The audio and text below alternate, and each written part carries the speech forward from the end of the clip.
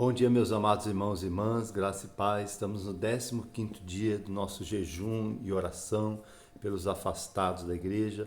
Ontem tive o privilégio de, depois do culto, orar com um jovem que está voltando, retornando para o seio da igreja. E eu pude orar com ele ali, recebê-lo em nome de Jesus junto à sua irmã.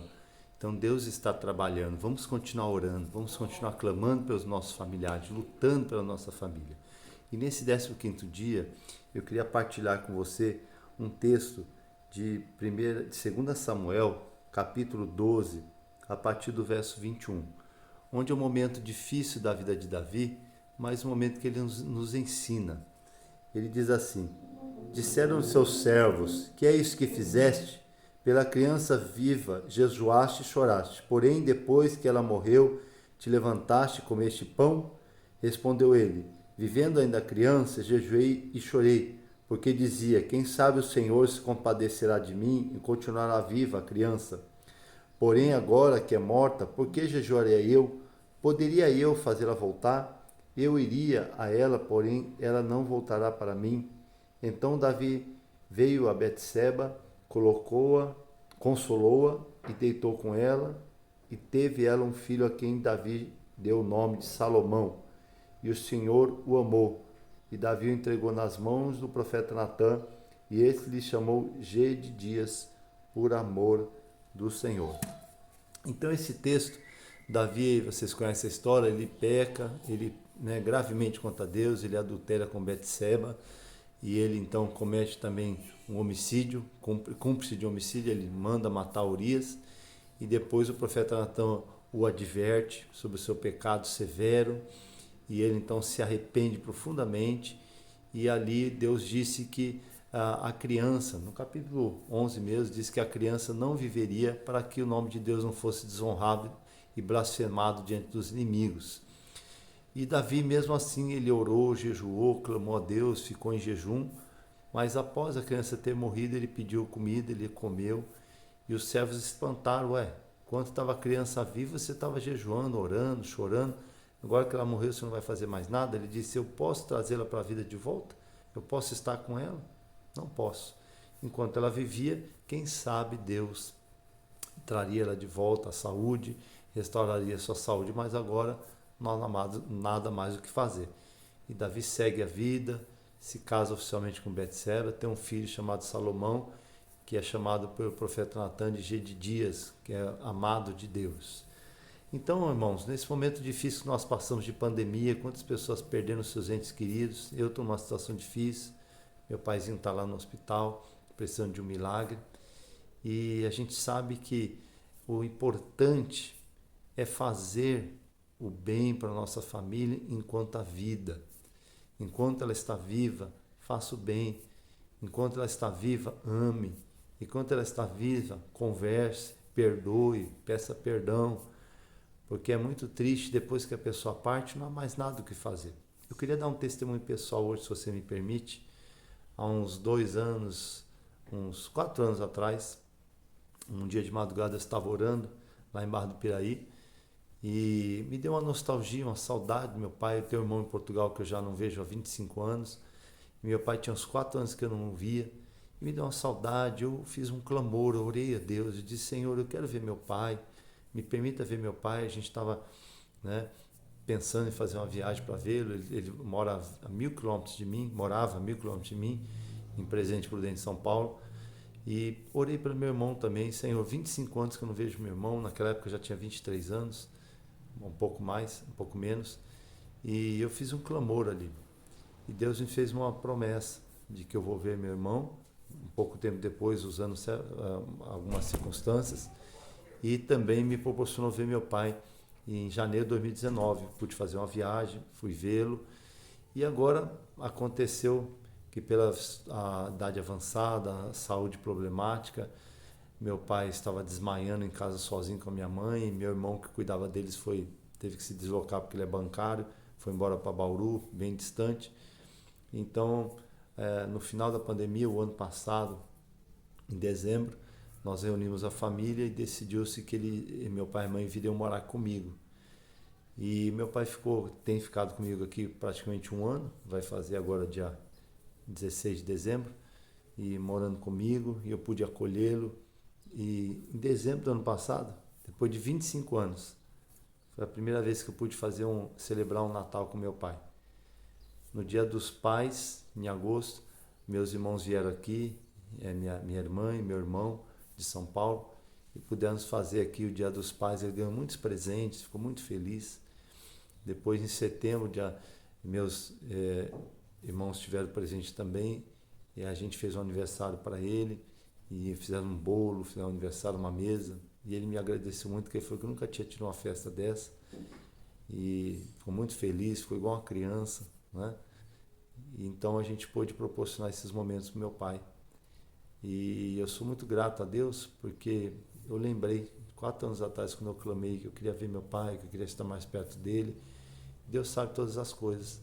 E Ele permitiu eu morar com meu pai, acolhê-lo, passar esse tempo com ele, tão gostoso, poder cuidar do meu pai. Meu pai, ele é arrimo de família, ele cuidou de 6 irmãos, desde 10 anos trabalhando, desde 10 anos trabalhando na rua, trabalhando em loja, e depois cuidou de 4 filhos, quando ele se casou. E ele foi sempre trabalhando, sempre se anulando por causa dos outros, para dar o melhor para os outros. E eu pude dar, esse ano que eu passei com ele, cuidar dele, comer bem, se alimentar bem. Ele ganhou muitos presentes. E ele estava muito grato de estar com os netinhos. E eu agradeço a Deus, porque se ele partir hoje, eu sei que eu pude honrar meu pai, cuidar dele. Quantas vezes me agradeceu, eu dizia: pai, você não tem que agradecer nada. É minha obrigação cuidar do Senhor. Quantas vezes dizia: pai, filho, você está se desgastando muito, você tem que trabalhar, deixa para depois. Fala: não, pai, o que eu puder fazer, quase todos os dias eu estava levando em médico, hospital, fisioterapia, comprar remédio. Então, como é bom quando a gente pode fazer pelo nosso ente querido antes que ele parta. Depois que ele parta, não há mais nada a fazer. É o que Davi fez. Ele nos ensina que enquanto a criança estava viva, ele lutou, ele jejuou, ele chorou, ele clamou a Deus. Mas depois que a criança partiu, ele foi seguir a vida dele, entendendo que ele fez o que ele podia fazer enquanto havia vida. Então aproveite esse jejum. É tempo de orar, de clamar, de chorar aos pés do Senhor. Não desista do seu filho, do seu casamento, da sua esposa desviada, de um primo, de um familiar. Não desista nunca. E faça enquanto há vida. Porque depois que a pessoa parte, muitas pessoas, eu como pastor vejo pessoas: porque eu não perdoei, porque eu não amei, porque eu não passei mais tempo, porque eu não busquei reconciliar. Então, se você tem alguém que você precisa pedir perdão, alguém que você não está conversando, aproveite, pegue o telefone, ligue, perdoe, peça perdão. Se você está distante de um pai, de uma mãe, por N motivos, ligue, fale, mande uma mensagem, não é? Faz a sua parte. Em Romanos 12, 18 diz: o que depender de vós tem de paz com todos os homens. Porque depois que parte, queridos, depois que vem esse momento de dor, é muito difícil. Mas que pelo menos você possa saber: eu fiz enquanto havia vida, enquanto eu estava presente. Porque depois as religiões ficam dizendo que a pessoa reencarna, que a pessoa está ouvindo a gente lá no outro lado, que você pode acender velas. Queridos, Hebreus 9, 27 diz: após a morte segue-se o juízo. Então faça enquanto há vida, perdoe, ame, à medida do possível caminhe junto, faz a sua parte como cristão. Eu sei que é difícil, as famílias complicadas, que às vezes tem contendas, brigas, a gente tem que se afastar um pouquinho para não se ferir tanto, mas faz a tua parte, manda uma mensagem, ore a Deus, diga em oração: Senhor, eu perdoo, eu amo minha família. E procure aproveitar enquanto o seu ente querido está vivo, que é muito duro esse momento. Você dizer assim: eu não aproveitei, eu não cuidei, eu não fiz o que eu podia. Faça enquanto há vida. Aprenda com Davi. Enquanto a criança estava viva, Davi fez de tudo, mesmo sabendo que ele tinha pecado, ele tinha pedido perdão a Deus, e ele lutou. Mas depois ele entendeu que não havia mais nada a fazer. Amém? Que Deus te abençoe. Então, aproveite esse tempo, ore, jejue, clame pelo seu familiar. Eu tenho visto algumas pessoas me dizer assim: pastor, minha prima não tem jeito, fulano não tem mais jeito, está lá desviado no pecado. Querido, não desista, vamos orar, deixa com Deus. A gente sabe que a escolha é de cada um, mas que pelo menos você ore, você convide, mande a carta, jejue, diga que ama, não é? A gente tem falado muito pouco isso, né? Fale para os seus familiares, ame sua esposa, ame seu filho. Se você tem um pai jovem, juvenil, honre seu pai e sua mãe, enquanto ele está vivo. Faça o bem para seu pai e sua mãe, não é? Obedeça, não é? Enquanto você tem um filho, perdoe, cuide. Enquanto você tem um esposo, uma esposa, cuide, porque depois não há mais nada a fazer. E como é bom a gente poder, quando a gente vai estar num momento difícil, a perda do ente querido, poder dizer, eu fiz o que estava ao meu alcance. E Deus fez o que Ele pôde fazer, o que foi do desejo dEle. Amém? Então, não desista do seu familiar. Se você não pegou cartas ainda, pegue domingo agora, entregue as cartas, diga para esse parente que você o ama, que tem um lugarzinho especial para ele lá na igreja, que a igreja está orando por ele, que a igreja está clamando 21 dias. Fale isso para ele. Nós estamos ajudando ele, que os pastores estão ali à disposição para orar com ele. Demonstre amor, demonstre carinho à medida do possível, mesmo que seja difícil, mesmo que pessoas te machucaram. Faz a tua parte. A Bíblia não vai obrigar você a fazer aquilo que você não pode fazer. O que eu não posso fazer? Que meu parente me ame, que meu parente me perdoe, peça perdão, que meu parente ou alguém de fora faça parte dele. Mas a minha parte eu tenho que fazer e essa parte Deus vai cobrar. Então que você perdoe, que você ame, que você procure como cristão. Manda uma cartinha, um e-mail, deixa na porta sempre aberta, né? E aí, ore e Deus vai fazer o resto. Amém? Então que Deus nos ajude a amar mais, a falar mais que ama, a cuidar mais dos nossos parentes, para que a gente possa ter a consciência limpa quando vier o momento da partida. Nessa pandemia, quantos têm perdido seus entes queridos, quantos enterros a gente tem feito, quantas perdas, mas como é bom quando a gente vê uma família que cuidou, que zelou, que lutou, que amou, é muito mais fácil. Amém? Aproveito para você pedir que você ore pelo meu pai, eu vou 4h30 lá vê-lo, levar minha mãe lá.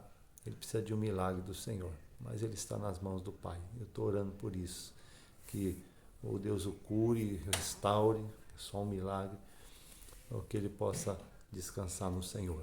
Amém?